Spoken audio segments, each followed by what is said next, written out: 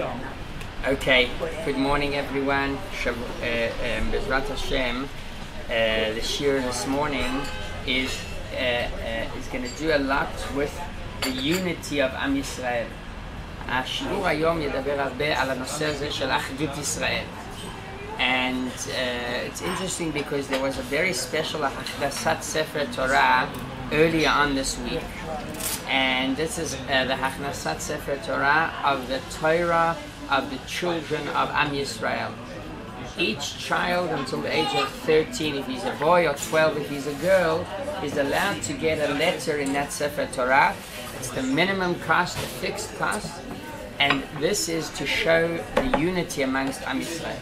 הספר תורה המיוחד הזה זה ספר תורה שהוא בעצם מיועד להראות את האחדות של עם ישראל, וזה בעיקר על ידי תינוקות של בית רבן, על ידי ילדים קטנים שאצלם באמת רואים, תודה רבה שם, אצלם באמת רואים במוחשיות הרבה יותר את העניין הזה של האחדות. וזה היה שבוע, the shir is called Kabbalah Cafe. And a lot of the things that we discuss here are Hasidut. There's a difference between Hasidut and Kabbalah. They seem very, very similar, but there's still a difference. Kabbalah, one of the people that had to do a lot with Kabbalah, that studied a lot of Kabbalah, is Rabbi Levi Schneerson, the father of the Rabbi. Abba shel Rabbi למד וכתב הרבה קבלה. זאת אומרת, חסידות וקבלה זה לא תמיד אותו הדבר. חסידות וקבלה זה לא בדיוק אותו הדבר. זה מאוד מאוד דומה, הרבה פעמים חופף, אבל זה לא לגמרי אותו דבר. ורבי לוי יצחק שניאורסון, אבא של הרבי, שהיורצייט שלו חל בכף מנחם אב השבוע, זה היה באמת ביום הזה של הכנסת ספר תורה. So this is appropriate to discuss the whole idea of unity of Am Yisrael, the achdut of Am Yisrael, and the connection of each and every one of ourselves. ברוך אתה אדוני אלוהינו מלך העולם שהכל נהיה בדברו. אז היה לי משפטו. אני רק אגיד להם כן, לא במיוחד לי משפטו, אבל זה ביום היום.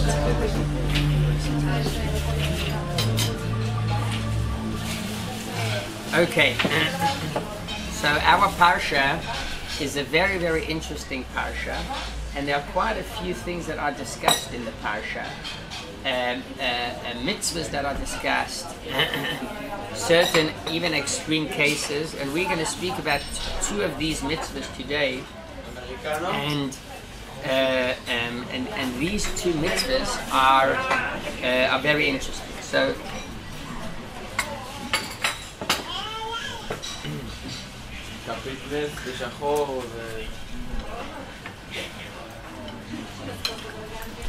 The story is about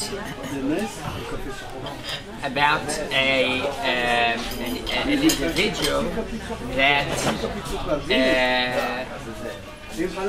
he had a family and he needed to marry off his oldest daughter. He needed to marry off his oldest daughter, but the cost of the wedding was a bit more than what he actually had. So he wasn't sure what to do in this case. So he said, you know what, I'm going to rely on Hashem. And he said he's going to write a letter to Hashem himself, asking for $10,000 that will be able to cover the rest of the wedding. So he writes a letter and puts it in an envelope, and on the front of the envelope he writes, Dear God. God. The post, at the post they receive this letter, and the manager sees Dear God. He says, you know what, who could be the closest to God? Okay, I'll send it to Rothschild. I'll send it to Rothschild. Maybe that's closest to God. Maybe he'll have some kind of solution.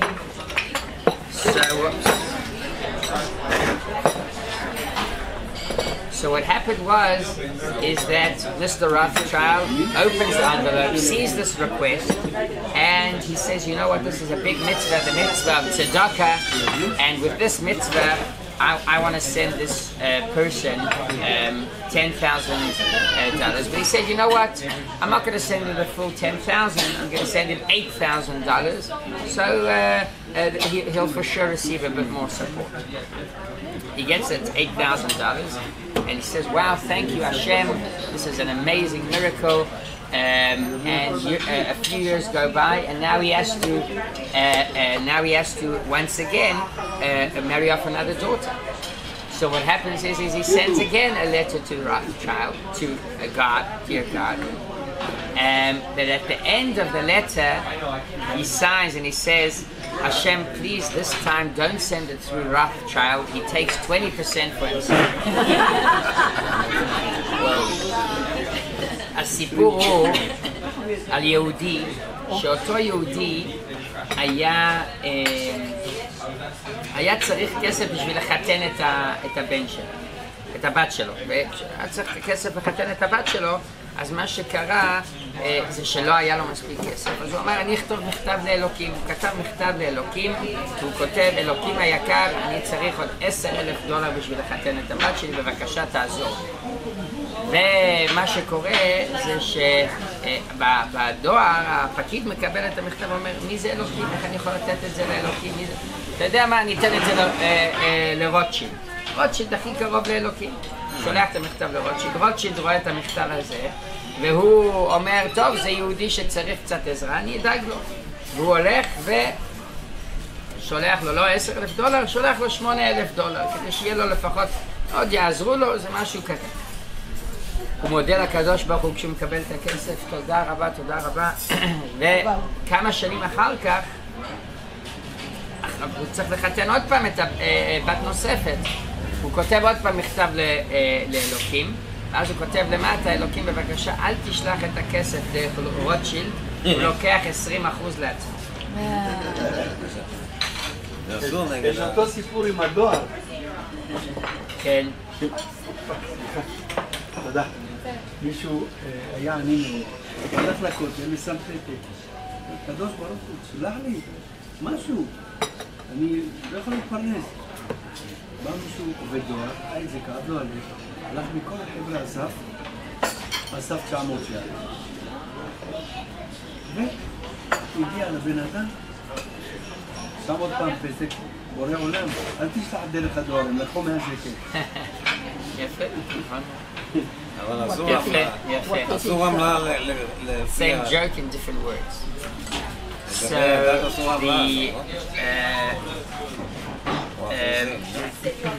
okay, so our parsha speaks about one of the most special mitzvot, the mitzvah of tzedakah.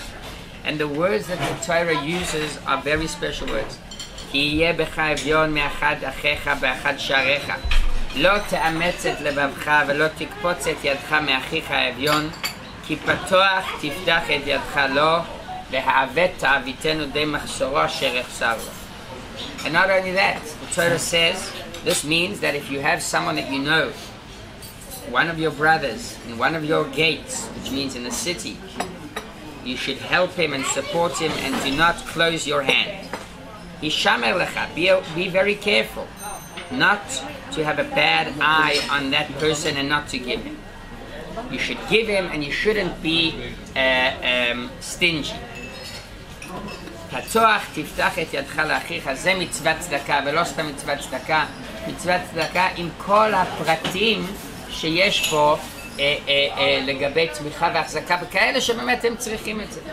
וזה הרעיון של המצווה שאנחנו רואים בפרשת השבוע שלנו, זאת מצווה מאוד מיוחדת. הרבה פעמים נשאלת השאלה, באמת הרבה פעמים, למה יש מצוות צדקה? מה כל כך מיוחד במצוות צדקה? הרב שבתאי סלבטיצקי, שהוא השליח של הרבי באנטוורפן, הלך פעם, שמעתם על מושג שנקרא ערבים? תוכנית, לא ערב שחותם ערבות, תוכנית ערבים. שמעתם על זה? אז יש תוכנית מאוד מאוד מיוחדת שזה נקרא תוכנית ערבים, שהמטרה של התוכנית הזאת, אם חס ושלום לא עלינו מישהו נפטר, אז הערבים הם בעצם תומכים באותה משפחה. מגיעים קבוצה של אנשים, 10 או 20 משפחות, ומתאגדים יחד, והם אומרים, אם חס ושלום קורה למישהו משהו מהקהילה, מהחבורה שאנחנו יוצרים, אנחנו נתמוך. אז הם רצו לפתוח כזה חשבון בנק, ומה שקרה זה שהפקיד בבנק שואל אותם, מה אתם מרוויחים מזה? איפה הרווח? איפה הרווח? אז הם אמרו לו, אין רווח. הוא לא האמין, מה זה אומר אין רווח? פעם ראשונה שמישהו מגיע, פותח חשבון בנק עם איזשהו מיזם בלי שיש שם רווח. There's a program, and they have it in Israel, it's called Arevim. Arevim is a program where a bunch of people get together. Sometimes it's a community, sometimes it's a movement, sometimes it's a shul, sometimes it's just friends. And they say that if chas v'shalom one of the people will pass away and the family would need support, so everyone chips in to support that family. And it's a very special project. It's a very special program. And what happened is that when in Antwerp they wanted to open it and they opened a special bank account for that, so the bank manager, he said, well,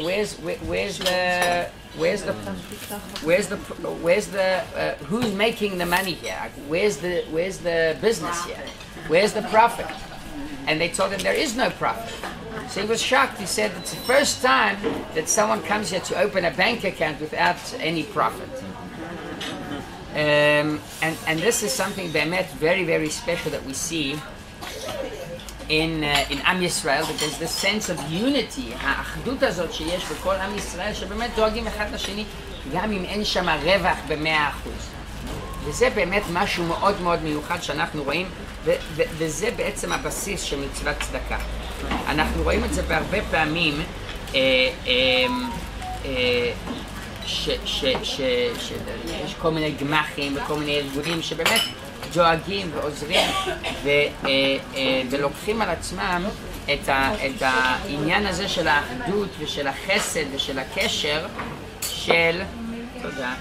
של הקשר בין אחד לשני. מאיפה הקשר הזה מגיע? זה בגלל שבשורש באמת איך שהדברים צריכים להיות, בשורש אנחנו מאוחדים, ולא סתם מאוחדים אלא אנחנו אחד ממש. זה מה שכתוב בתניא, ולכן באמת כתוב שהאחדות הזאת בין כל אחד ואחד היא אחדות אמיתית, זה לא אחדות מזויפת. במקומות אחרים קשה למצוא אחדות, וזה משהו, there was an experiment that was done actually in France, and it caused the big Kiddush Hashem. Today there are a lot of these YouTubers, they basically film themselves. It could be their life story, it could be incidents, it could be whatever it is. They film certain things and they put it on their social media, and it's a way that they make money, they publicize themselves, etc., etc. And sometimes they also do experiments. יש יוטיובר מאוד מאוד מפורסם בצרפת, שהוא עשה ניסוי חברתי, והניסוי החברתי הזה גרם לקידוש השם מאוד גדול. What was his experiment? He went and he pretended that he is pouring on himself chas v'shalom shalom neda fuel, and after that he's taking a light out of his pocket. You see everyone in like a coffee, it's like a coffee house like this. Everyone's looking, no one's doing anything. And then a frum Chabad young bocher jumps on him and stops him, throws that the light off and saves him. So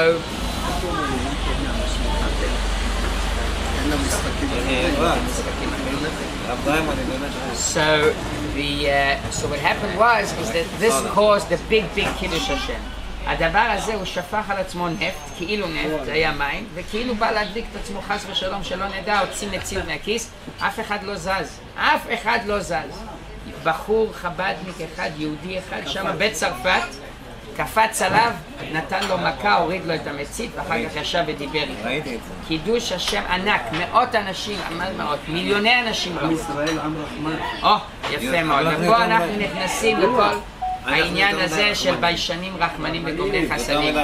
In our DNA, we have this sense, that's why even if it's not a yid, So yes, we still are Baishanim, Rachmanim, and Gomlei Chasadim. We basically take good care of people around us, even though we don't know them. We feel the sense of unity that basically becomes a part of our being, even though we might not know the person, he might not even be Jewish. But still, this is 100% part of who we are. There is also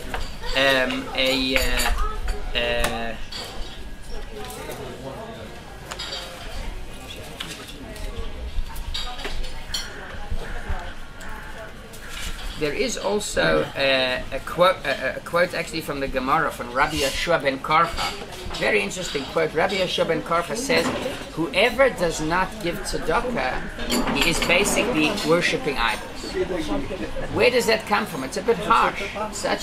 They say if someone's angry, it's like as if he doesn't it's as if he worships idols. And also there, it's not such an easy explanation to try and explain the Gemara. Sorry, but you can do this. And this is what the Gemara says. Okay?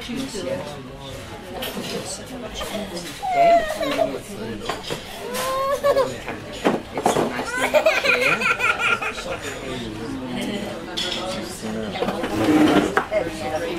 יודעת מה היא רוצה בגלל. יודעת, היא רוצה גם לשבת על למה? She's not used to sitting and listening to what she's Yeah. She is used to, but I guess she wants.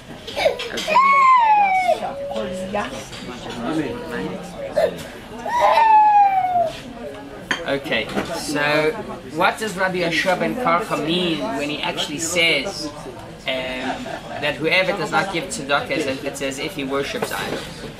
So there's this famous story from the Gemara that the Gemara says that when the rabbis saw the first temple burning in flames, they said, please Hashem, together with this temple, burn also the Yetzer Hara, the evil inclination that causes us to worship idols. And Hashem said, okay, I will burn that Yetzer Hara.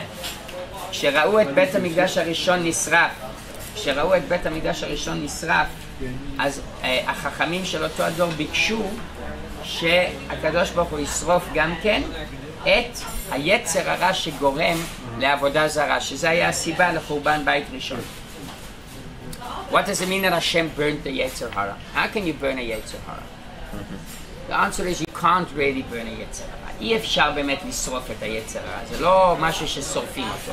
אבל החכמים ביטלו את העבודה הזרה. אבל ומה הכוונה שביטלו את העבודה הזרה הזאת? הם העבירו את זה למה שנקרא היום תאוות הממון. תאוות הממון היום, רב מנדל פוטרפס פעם אמר שהוא היה איש מאוד מאוד חכם. הוא היה איש מאוד מאוד חכם, הוא היה חסיד גדול, אבל בעיקר היה לו באמת חוכמת חיים מאוד גדולה, חוכמה חסידית מאוד גדולה. ורב מנדל פוטרפס אמר שהוא ראה אנשים מאוד מאוד גדולים, שכשזה הגיע לכסף הם נהיו אנשים מאוד מאוד קטנים. Reb Mendel Futterfass once said he was a very wise chassid, literally a wise chassid. He was in 10 years in Siberia. Before that, he was in charge of getting many Hasidim out of Russia, helping them with certificates, passports, etc. After that, he moved to London and he opened a factory there, and then he became a mashpia in Tomchei Tmimim in Kfar Chabad because of the Rebbe's order. The Rebbe told him, he said, should I become a mashpia? The Rebbe said yes. And he said that he saw many great people, big people, that because of money behaved like small people. It's an interesting quote, and I think we can all understand it at least. And what happened was when Hashem burnt that Yetzer Hara of Avodah Zarah, there's no such a thing as burning it completely. That will be only La'atid level in the future. But what Hashem basically did is he moved it from Avodah Zarah into the Yetzer Hara of money. And that's why if a person does not basically share and help others, so what basically that is again, that's going back to the Yetzer Hara of Avodah Zarah. So back to the reason that we have this idea of chesed and tzedakah is because of the unity of Am Yisrael. We see ourselves as one unit, and it's not only stam one unit. There's an example from the human body that the Tzemach Tzedek speaks about. גוף האדם והנשמה יכולים ללמד על מה הכוונה אחדות. כמה נשמות יש לבן אדם? אחד? נשמה אחת בלבד. יש בקבלה שכתוב שיש כמה רמות בנשמה, אבל יש נשמה אחת. לאישה יש 7. בגלל זה לא עכשיו, ביחד עם זה, הגוף, כמה חלקים יש לגוף, וכמה צורות הגוף מתפקד. רמ"ח איברים ושס"ה גילים, יפה מאוד. ובתפקוד של היד, היד יכולה לעשות את מה שהעין עושה? לא. לא? כל דבר? כל דבר זה לפי עניינו. ויחד עם זאת זה עדיין נשמה אחת שנותנת חיות שווה לכולם. אין חיות רק ליד ולא לעין. זה לא עובד ככה, זה אותה חיות, זה נשמה אחת. זה דוגמה לאחדות ישראל. זה בעצם הרעיון של הקשר בין יהודי אחד לבין יהודי שני. ישראל ערבים, זה לזה. ערבים זה לזה, בדיוק. יכול להיות שיש את הגוף שלי שהוא מחולק, והגוף שלי מדבר שפה אחת, רואה בצורה אחת, נראה בצורה אחת. וחיצוניות זה כמו היד של הבן אדם, אז יד לא עושה את מה שהרגל עושה. אבל בנשמה של הבן אדם, זאת אומרת בחיות, החיות היא שווה גם לך, גם לי, לא משנה איך אני נראה, מה אני אומר. בבקשה, בכבוד רב. איך מסבירים לאדם חילוני, עם ישראל הערבים זה לזה? עולים לאונייה, אני בחדר שלי, זה החדר שלי, קניתי אותו, אני רוצה לעשות חור. מה אתה עושה? אתה עושה חור, כולנו נטבח, אבל זה חדר שלי. חדר שלי, אני שילמתי על זה. יפה מאוד, זו דוגמה טובה.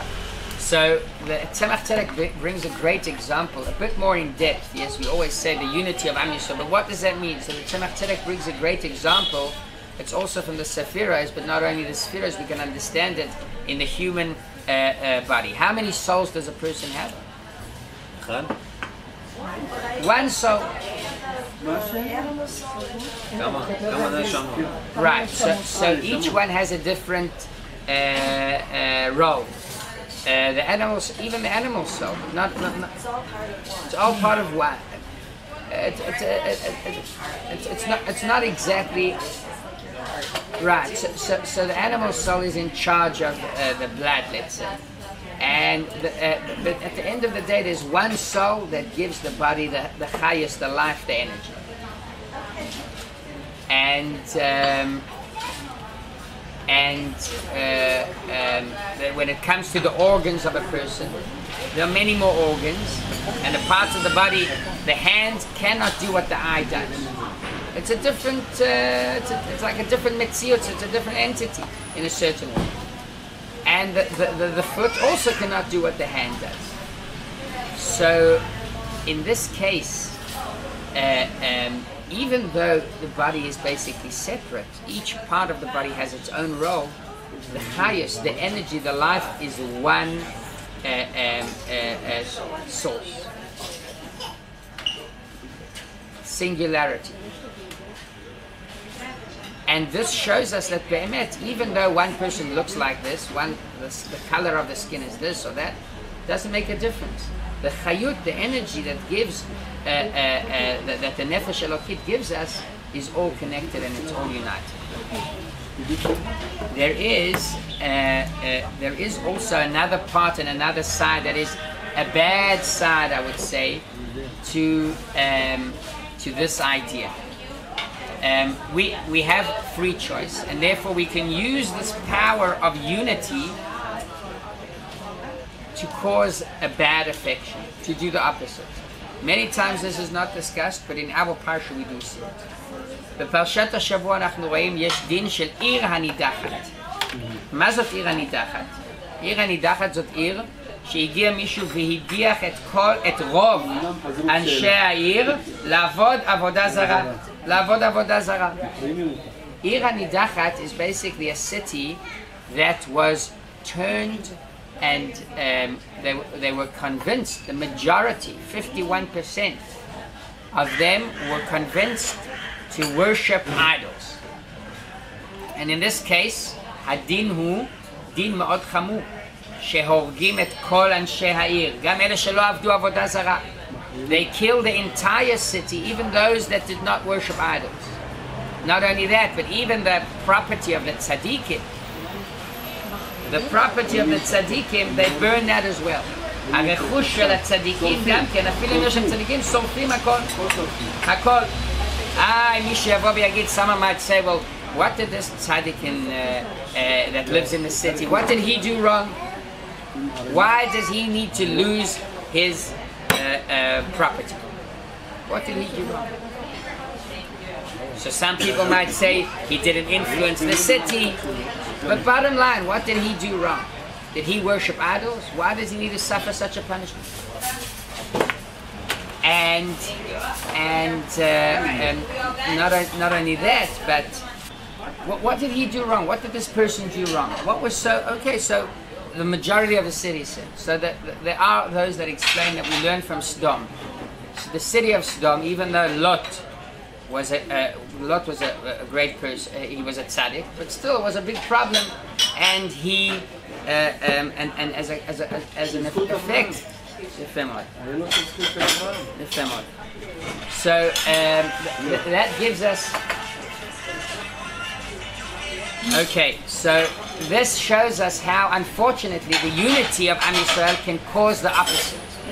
That's the real answer. The real answer the Rebbe gives is that Chas v'Shalom, the unity, can cause the opposite. האחדות של עם ישראל גם יכולה לגרום לצד הפוך.